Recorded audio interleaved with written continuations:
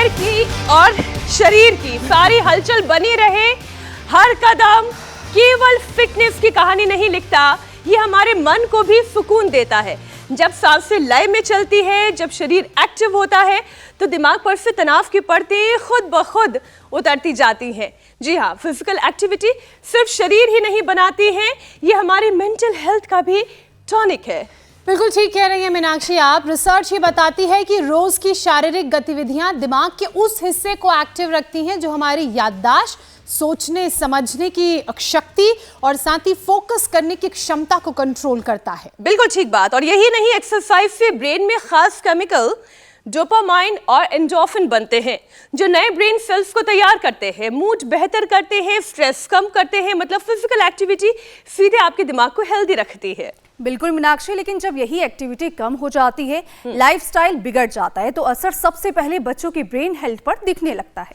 बिल्कुल, और ऐसी ही एक गंभीर परेशानी है सेरेब्रल पाल्सी। ये एक न्यूरोलॉजिकल डिसऑर्डर है जो बच्चों की मूवमेंट, मसल्स और बैलेंस कंट्रोल करने की क्षमता पर असर डालती है। अक्सर ये जन्म के वक्त ऑक्सीजन की कमी, दिमाग में या फिर चोट की वजह से हो जाती है।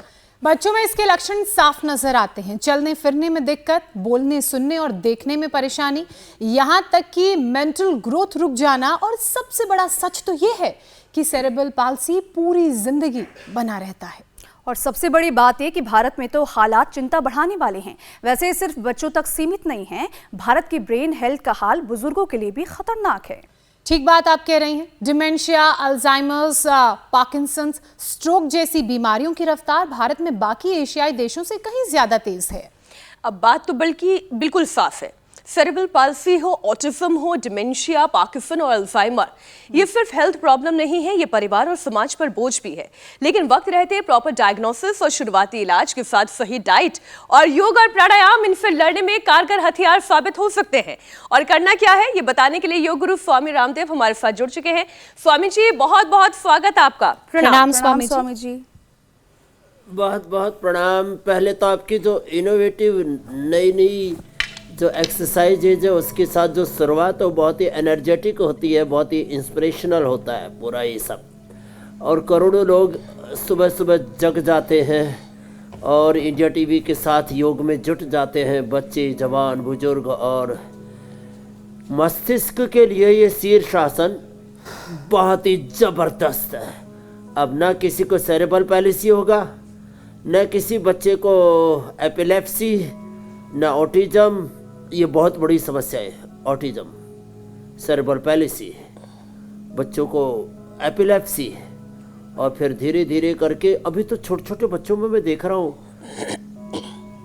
पार्किंसंस, सर्वाइकल डिस्टोनिया, छोटे छोटे बच्चों को ही ब्लड कैंसर, हे रामा, हार्ट में छेद, छोटे छोटे बच्चों को टाइप 1 डायबिटीज, किडनी से प्रोटीन लीकेज, बाद में किडनी फेलियर, छोटे छोटे बच्चों को लीवर की क्रिटिकल प्रॉब्लम, हेपेटाइटिस जैसी प्रॉब्लम, छोटे छोटे बच्चों को, रे रामा रामा।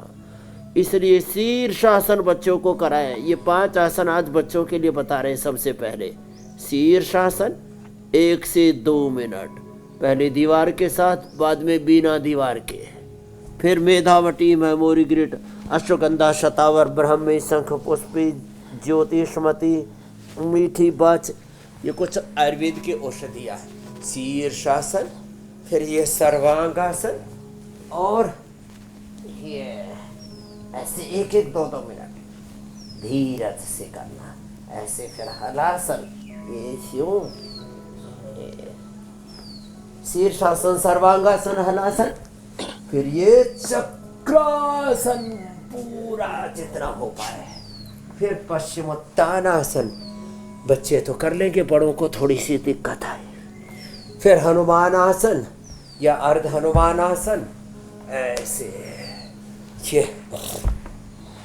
फिर हाँ, बच्चों को इतने आसन तो अवश्य कराएं, 5-7 आसन।